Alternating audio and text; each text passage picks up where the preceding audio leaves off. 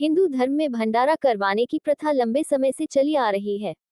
भंडारा एक तरह का दान ही है जिसके जरिए हम जरूरतमंद लोगों को भोजन प्रदान करते हैं।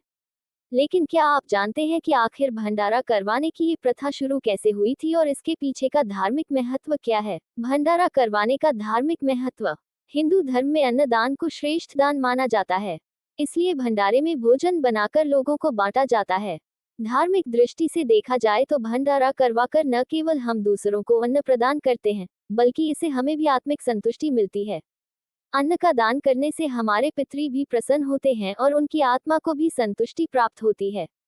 पौराणिक शास्त्रों के अनुसार हम जिन चीजों का दान करते हैं और जितनी मात्रा में दान करते हैं, उतना ही हमें परलोक में प्राप्त होता है।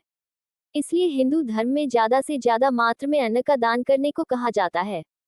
भंडारा करवाने के पीछे भी यही वजह है कि मृत्युलोक में किया गया अन्नदान हमारे पूर्वजों और हमारी आत्मा को संतुष्टि दे।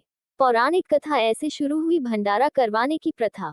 पद्म पुराण में वर्णित है कि राजा श्वेत मृत्यु के बाद जब परलोक पहुंचे तो उन्हें भोजन प्राप्त नहीं हो पाया था। राजा श्वेत विदर्भ क्षेत्र के राजा थे और उनके राज्य में अन्न धन की कोई कमी नहीं थी।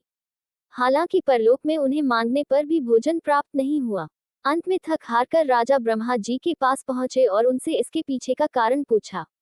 तब ब्रह्मा जी बोले कि आप भले ही राजा रहे हो, लेकिन आपने कभी जरूरतमंद लोगों को भोजन नहीं करवाया, अन्न का कभी दान नहीं किया, इसलिए आपको मृत्यु के बाद अन्न प्राप्त नहीं हो पा रहा है।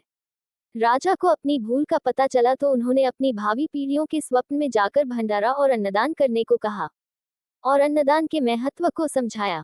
माना जाता है कि तब से ही भंडारा करने की प्रथा का आरंभ हुआ।